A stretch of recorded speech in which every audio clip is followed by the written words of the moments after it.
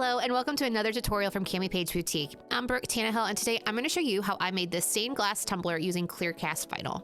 If you like this tutorial, make sure to give it a thumbs up and subscribe so you don't miss future videos. As always, all the products I use will be listed in the description below, and you may even find a coupon code or two that saves you some coin. Also, come join our exclusive Facebook group where you can take advantage of upcoming freebies and giveaways that you aren't going to want to miss. So without further hesitation, let's go ahead and get started. For this design, I'm using a straight no taper from AB Designs Co. and I grabbed my 80 grit sanding block and I am just sanding the sides of the cup.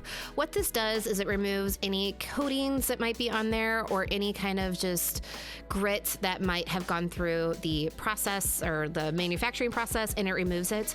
I also like to just pull the stickers off the bottom so that way I don't have like a chance of a weak spot with my epoxy. So I pull it off and then I'm just going to use my sanding block on the bottom to make sure that we're just roughing it up and getting it good to go. I'm then going to spray it down with 91% alcohol, and I use these shop towels because they don't have lint on them, and it just really helps me to wipe down the whole surface of the cup, and then it's ready to move on to painting.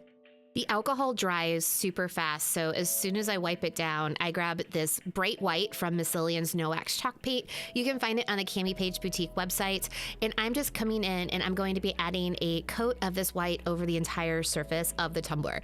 We're going to be doing an opal glitter over the top of this, so that's why I want to make sure that I get a nice bright white coat of paint over the entire surface, so that way the glitter really pops when we go in to add it to this tumbler.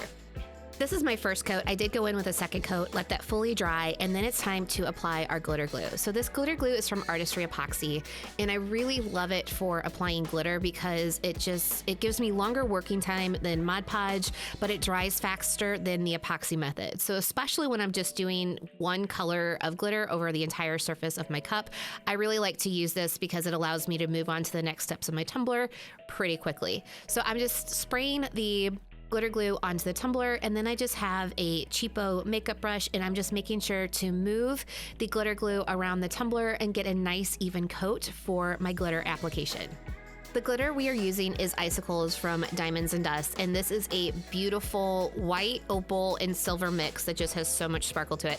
Now, I did miss a spot with the glitter glue just because this is a white cup, so it was a little bit hard to see where it was going, but it's easy to fix. You just come in and dot it on there. So I'm just going to make sure that this cup is fully coated with the glitter, make sure I'm happy with it, and then I'm going to roll it on cardstock just to knock down any of those pokey bits. After about 45 minutes to an hour, I'm going to spray seal this twice with Rust-Oleum gloss spray paint, go in with 2 coats of Artistry's 1-to-1 fast set, and then we are ready to move into sanding.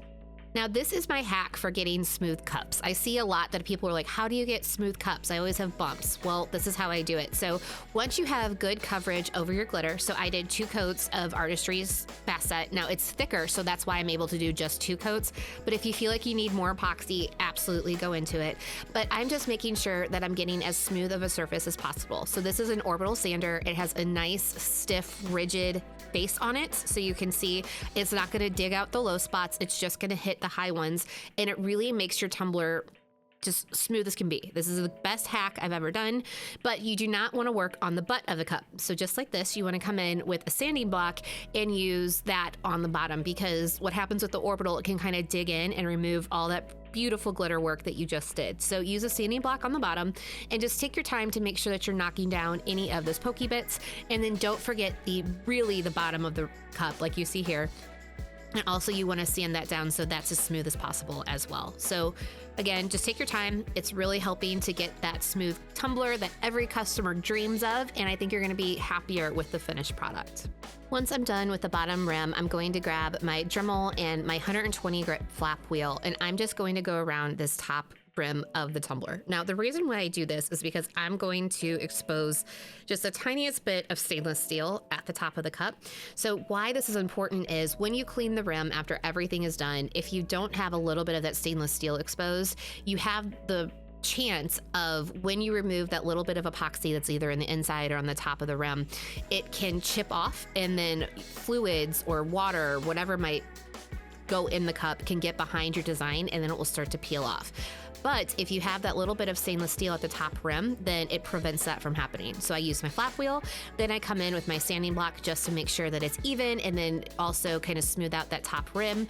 Then I wash it with Dawn dish soap and water, do another coat of epoxy. This time I just use Artistry's regular epoxy just because I had time for it to dry, but I let that fully dry, and then we're going to apply our clear cast vinyl.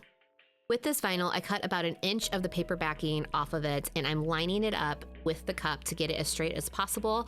And this is going to act as our anchor point for the vinyl to getting it applied to the rest of the cup. So this allows me just to apply that little bit of the vinyl, make sure it's good and adhered, get all of the bubbles out from underneath it. And then I'm going to raise the paper backing just like that to where I can push it off with the squeegee. So I'm using the felt side of the squeegee, and I'm just gently pushing off the paper backing. Now, this is important because with the clear cast, if you do not get it applied, and I know bubbles happen, but if you don't get it applied as well as possible, you will be able to see some of the bubbles that pop up. So just take your time. Here, like even though this is sped up, you can see just how much I'm taking my time, making sure that it's attached at the top, at the bottom.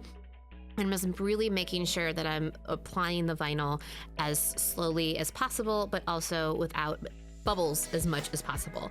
Now this vinyl is called Be Creative. It is from Vinyl Fun for Everyone. I will list it down in the description below, but I just love sunflowers. I think they're so pretty and vibrant and colorful. So I wanted to use this vinyl, and I immediately knew what I was going to do with it when I purchased it. So it's a really fun pattern, and I can't wait to show what we do with it once we get applied to the tumbler. So I'm just coming up to the end here, and we're just going to do this just like we do any of my other tumblers. So I'm gonna really push down the vinyl, then use an X-Acto knife, make a straight line, and then lift off the excess, like so. See, look, it's like I knew what I was talking about.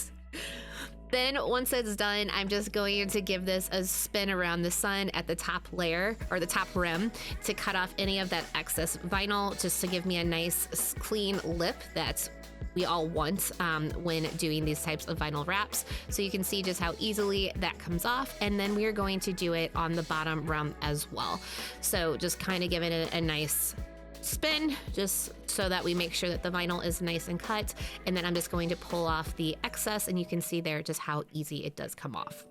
Now, I'm not going to show you all of the coloring because it's kind of redundant, and this is really like an adult coloring book when you get into the nitty-gritty of it. So what I did is, for the leaves, I came in with a darker permanent marker. That's literally all this is. This is the Bic Intensity markers. I can list them in the description below. But what I did is I kind of outlined where I wanted more of those darker details. So like the veining, the outside leaves, and then I came in with kind of a lime green marker and just kind of blended the two colors together. So this isn't hard by any means. There's not a right or wrong, but I'm just kind of coming through and blending the colors together, and you can see that they kind of meld. It's not like these harsh lines that you get sometimes with maybe like colored pencils. Granted, colored pencil probably would not work on this, but just add the veining or the dark colors wherever you'd like. If you really want it to be more realistic, you can do that. This is just kind of the look I was going for, but it just really makes this process easy. Now, what I did is I focused on a specific area of the cup. So what you see here is one section. And so I'm gonna color in this one section of the cup, let it dry, then come back and then rotate the cup. So that way I'm not taking the risk of kind of turning the cup and getting the inks everywhere. I really wanted to make sure that they were good and dry. You could probably wait about 20 minutes. I would literally do some, go do something and come back, but it's a pretty easy process, and it's just what I preferred to do to make sure I didn't get any of the colors mixed up. Now it was time to do a sunflower. Now for the sunflowers, I used alcohol ink markers because I thought at first they would work better. But I have to be honest, I liked the permanent markers better. The alcohol ink markers almost took some of the print off of the flower and off the vinyl, so I didn't like it. So I would actually recommend permanent markers, but alcohol ink markers did just as well. So what I did is I started with the lightest color first, and I dabbed it down into the center of the sunflower.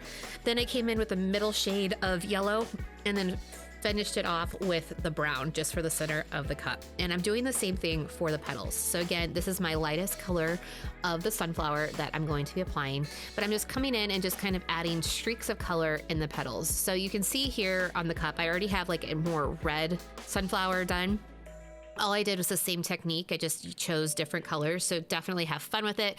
You could even make this a Lisa Frank style sunflower cup and just do bright pinks and neons. That would be beautiful. But I chose to go with a more kind of traditional color palette here. So I'm just starting with the yellow. And again, you can see I'm just adding kind of streaks of color, treating every petal differently. And what this does is it allows you to build color and kind of blend it out, because even when you look at normal sunflowers, they're not all uniform. They're not all one specific color that you see with the petals. So I really wanted to add that. And it also added a lot of visual interest to the cup, because if I would have just done flat yellow, I guarantee you it would have been beautiful, but it would not have given it the look that I was going for. So again, I started with the yellow and then I'm coming in with orange. So this is a lighter orange. I will add that. It's more of a kind of a tangerine color.